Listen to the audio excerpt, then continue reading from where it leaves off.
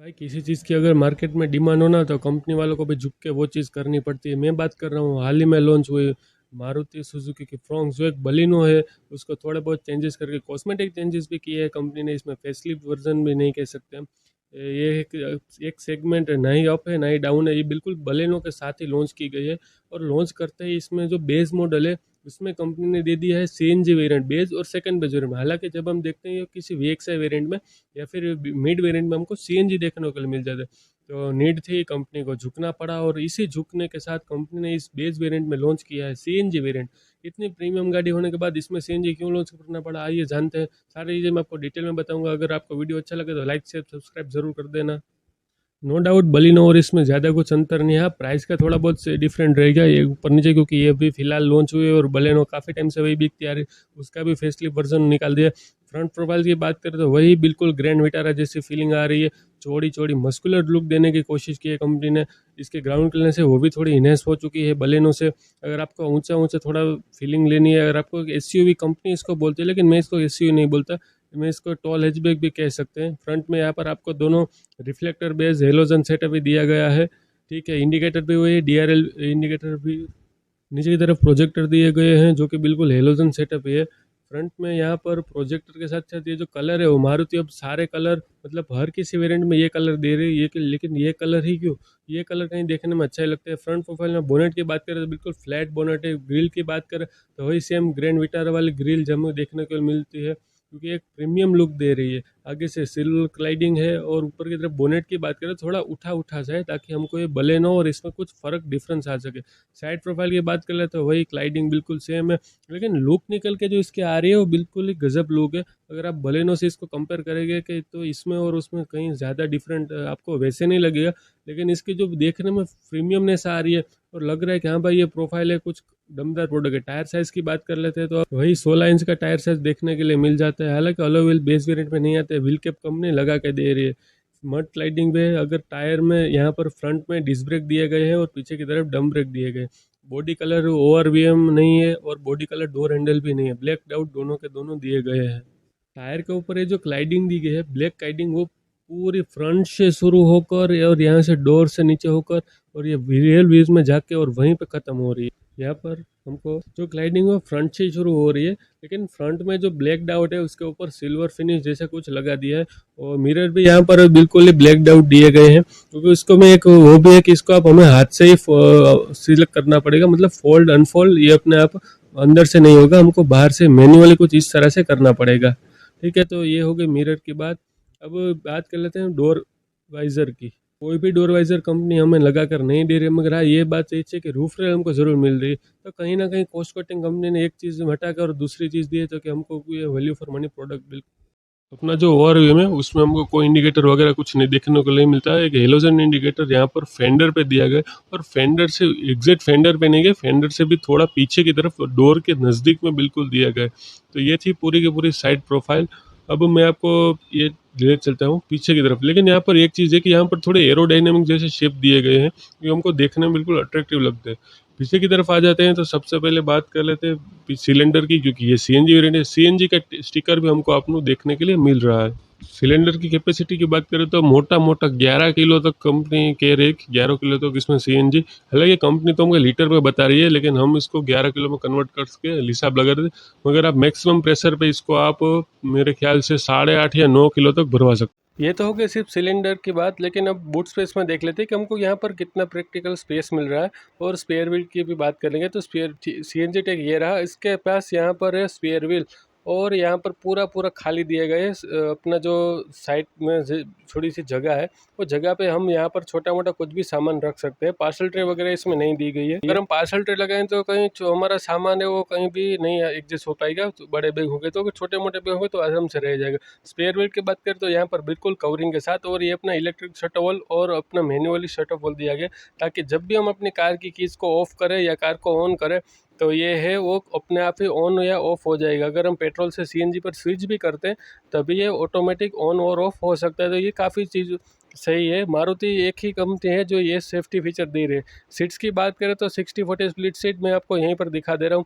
तीनों के तीनों एड्रेस है, वो आप एडजस्ट भी कर सकते हैं। और मोटा मोटा थोड़ा बहुत बूट स्पेस हमको यहाँ पर बच ही जाएगा सीएनजी होने के बाद भी। तो इस तरह से है कुछ ये कहानी। और पीछे की तरफ की जो पूरी पूरी बात कर ले तो यहाँ पर देखिए वो तो कुछ है नहीं, बूटले वगैरह भी कुछ भी नहीं दिया गया है। लेकिन सीट्स की मैंने आपको जैसे बताया 60-40 स्प्लिट ये हो जाएगी। ठीक है, अब सारी चीज़ें हो गई, लेकिन अब बचा क्या? अब बचा है वेट, कि सीएनजी सिलेंडर होने के बावजूद गाड़ी का वेट है वो थोड़ा सा बढ़ चुका है। तो बढ़े हुए वेट में हम अगर बात कर लें मोटा मोटा, तो सीएनजी टैंक में जो 6-8 किलो हम भरते हैं, और उसके बावजूद 30-35 किलो के आसपास वो इसका वेट हो जाएगा। तो ये थी पूरी कहानी पीछे की। डोर ट्रिम इस तरह से कुछ है, इसको बंद करते हैं। और ये देखिए यहाँ पर कुछ वाइट लाइट्स दी गई है, जो कि एक अच्छी बात है। सभी कंपनी बेस मॉडल में हेलोजन देती है, लेकिन मारुति ने यहाँ पर वाइट लाइट दी है, एक अच्छी चीज़ है। यहाँ पर चलो कॉस्ट कटिंग नहीं की है, मुझे लगता है कॉस्ट कटिंग तो क्या ही करेंगे, यहाँ पर पीली आती होगी उसकी जगह वाइट दे दी।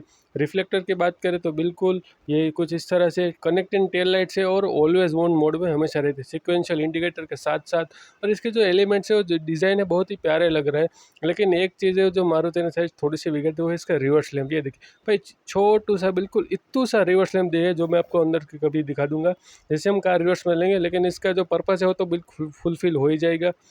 ठीक है, उससे तो कोई ज़रूरत नहीं है। अब पीछे की तरफ स्किल प्लेट है और 4 रिवर्स पार्किंग सेंसर हमें इसमें देखने के लिए मिल रहा है।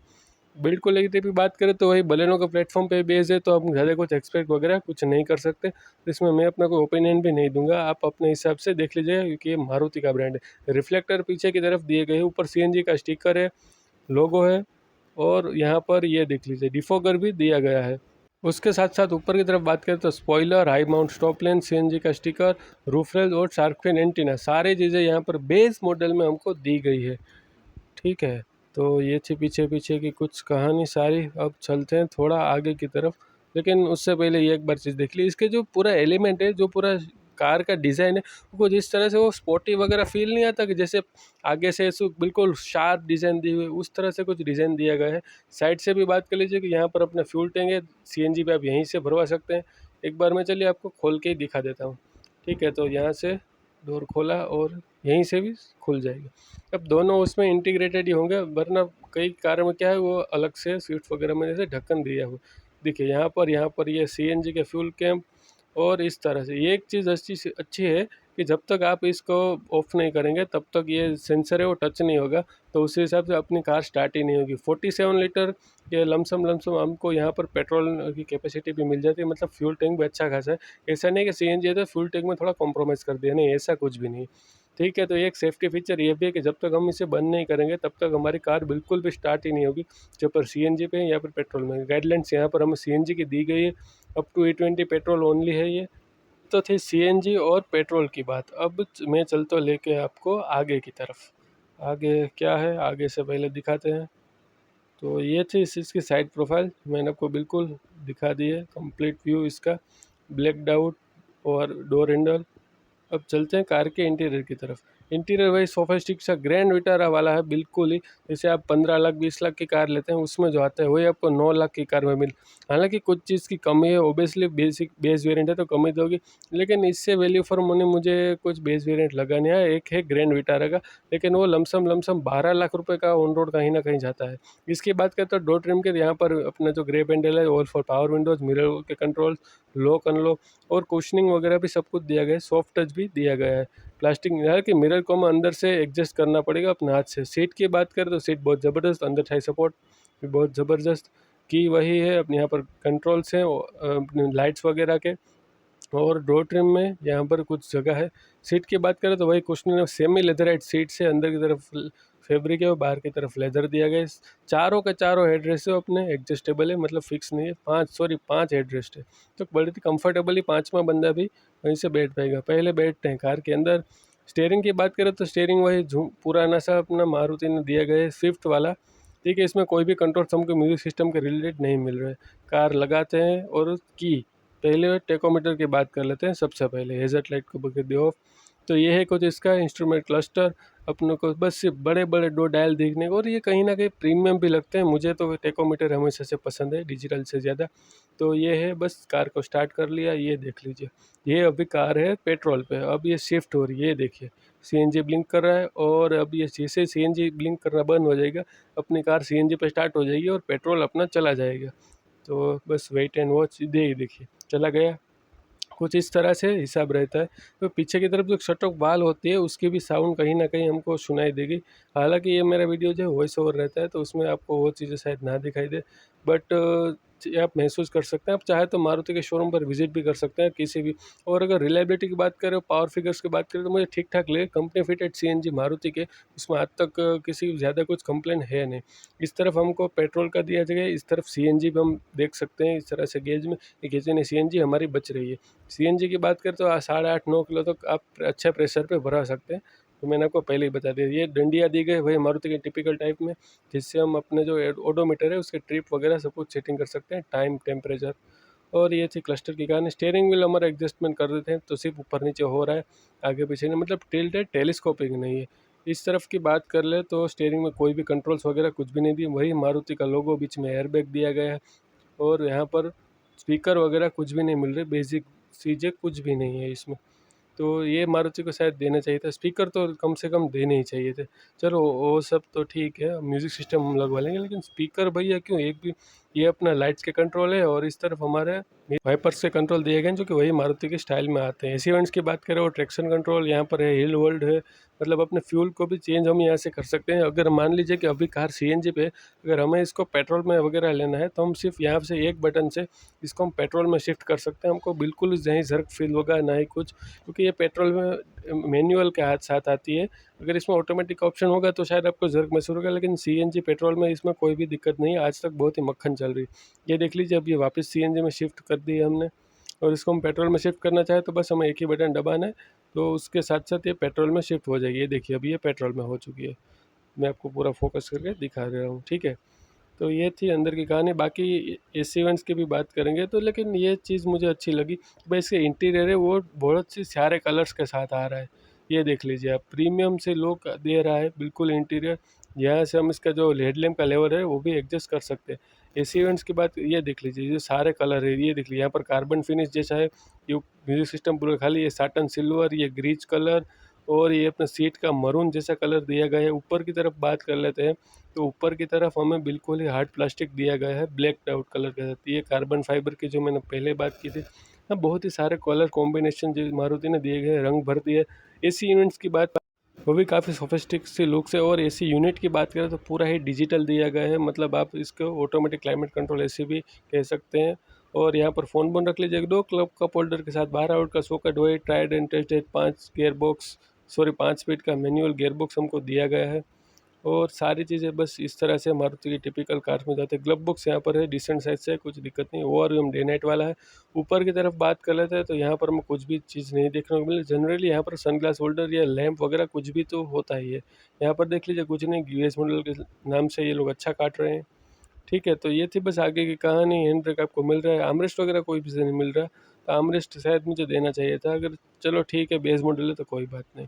पीछे की तरफ यहाँ पर छोटा मोटा स्पेस हमें दिया गया है जो कि कुछ भी हम रख सकते हैं। अब बात करते हैं इस वेरिएंट को कंपनी को लॉन्च क्यों करना पड़ा। हालांकि मारुति के पास ऑलमोस्ट सारी कार में है सीएनजी का ऑप्शन अवेलेबल, लेकिन ये प्रीमियम जो कि अपने हाई डिमांड में है, इसका पेट्रोल वेरिएंट भी बहुत धड़ाधड़ी से बिक रहा है, तो इसको सीएनजी में क्यों वेरिएंट लॉन्च करना पड़ा।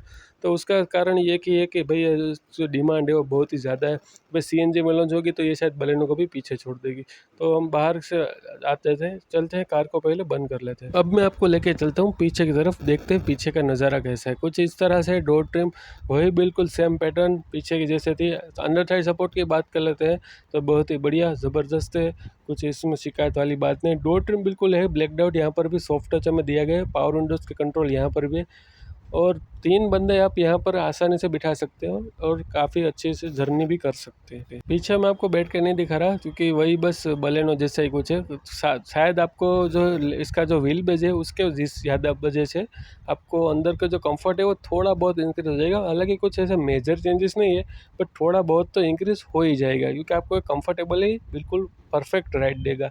तो ये थी पीछे की कहानी। और वेंट्स की बात करें तो बिल्कुल यहाँ पर हमें दिए गए हैं। पावर आउटलेट की बात करें तो एक 12 वोल्ट का सॉकेट हमको यहाँ पर मिल रहा है, जैसे कि हम यहाँ से कुछ भी चार्जिंग वगैरह कर सकते हैं पावर आउटलेट लगा के। तो ये थी पीछे की कहानी। करते हैं हम डोर को बंद। और अब मेन बात की आते हैं इंजन के मतलब कार के दिल की तरफ, वो है इसका इंजन।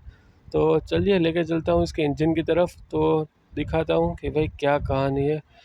बोनेट थोड़ा भाई पहले से थोड़ा भारी भारी लग रहा है, क्योंकि ऑलमोस्ट 45 से 55 किलो तक इसका वेट है, इंक्रीज़ किया है। इंजन वही है बिल्कुल अपना K2 सीरीज़ का ड्यूअल जेट 4 सिलेंडर सीएनजी के साथ 76 bhp और 98 न्यूटन मीटर का टॉर्क ये इंजन हमको जनरेट करके दे रहा है। और अगर पेट्रोल्स की बात करें तो 89 bhp और 113 न्यूटन मीटर के टॉर्क के साथ ये इंजन बना था इसको सुपर रिफाइंड और स्मूथ। इसके अगर फीचर्स की बात करें तो ABS, EBD, hill hold, traction control और 2 एयरबैग्स वगैरह सारे फीचर दिए गए। अगर सीएनजी के इस पर्टिकुलर इस वेरिएंट में बात करें तो सीएनजी के भी इसमें अलग से सेफ्टी फीचर दिए गए। यहाँ पर है इसका कट ऑफ वॉल, और ये इंजन है बहुत ही दमदार है। मारुति ने भी इसमें प्रॉपर इंसुलेशन वगैरह सब कुछ दिया गया है। 4 सिलेंडर K सीरीज़ का ये ड्यूअल जेट इंजन है, जो मारुति ने पिछले साल ड्यूअल जेट जो टेक्नोलॉजी है वो अपने इन बिल्ड की थी।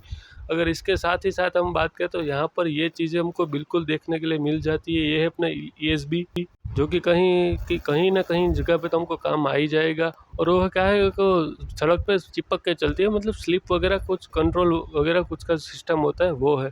यहाँ पर भी ये सारी चीज़ें हमको बिल्कुल दे रखे, ऊपर की तरफ प्रॉपर इंसुलेशन कवर भी दिया हुआ है।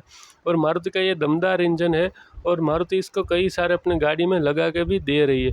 तो ये थी मारुति की फ्रोनेक्स, जो बलेनो के सेगमेंट में आ रही है। ये बिल्कुल ही इसका बेस वेरिएंट है। आपको क्या कंसिडर करना चाहिए या नहीं, ये आप मुझे ज़रूर बताना। वीडियो कैसी लगी आपको। अगर भाई मैं बहुत मेहनत करता हूँ, बहुत बढ़िया तरीके से मैं वीडियो बनाने की कोशिश कर रहा हूँ। हालांकि अभी तो मैं यूट्यूब चैनल नया नया है, लेकिन मैं भाई पूरी कोशिश कर रहा हूँ अपनी तरफ से कि भाई आप मुझे कुछ सब्सक्राइबर मिल जाए, मेरा भी कुछ हो जाए। मुझे पता है आप लोग ये सोच के सब्सक्राइब करो भाई इसका सब्सक्राइबर हमने क्या फ़ायदा। भाई फ़ायदा ऐसा नहीं होता। आप प्लीज़ सब्सक्राइब करें मेरे चैनल को, ठीक है। तो मैं तो अपनी पूरी कोशिश करता रहूँगा। अगर आपको वीडियो अच्छा लगा, आपको कुछ इन्फॉर्मेशन चीज़ लगी हो तो भाई प्लीज़ सब्सक्राइब कर देना। मुझे जितना पता था, मुझे जितना आता था, मैंने पूरा पूरा बताने की कोशिश की है। तो ये थी मारुति की फ्रोनेक्स। कैसी लगी आपको। इसका वेरिएंट का नाम है, बेस वेरिएंट है। सीएनजी के साथ साथ सारे फीचर्स वगैरह सब कुछ मैंने आपको गिनवा दिए हैं। और टोटली ये इसको लेना चाहिए या नहीं। अगर भाई आप 8 से 9 लाख रुपए के बजट में Hyundai वगैरह किसी और में जाते हो, और अगर आपका मेन मोटिव माइलेज है तो आपको शायद इसके तरफ आना चाहिए। क्योंकि बिल्ड क्वालिटी के बारे में मैं ज़्यादा कुछ इसमें नहीं कहूँगा, वो आप अपने हिसाब से मुझसे भी ज़्यादा आप समझदार है, क्योंकि पैसे आपके लगने। तो आप एक बार सोच लीजिए। हाँ, ऑटोमेटिक अगर आप सिटी ड्राइव के लिए ऑटोमेटिक सर्च कर रहे हैं तो ऑटोमेटिक का इसमें ऑप्शन सीएनजी के साथ आपको कहीं नहीं मिलेगा। तो भाई बस यही थी वीडियो अच्छी लगे तो लाइक कर देना, सब्सक्राइब कर देना मेरे चैनल। तो हम मिलते हैं किसी अगले वीडियो में।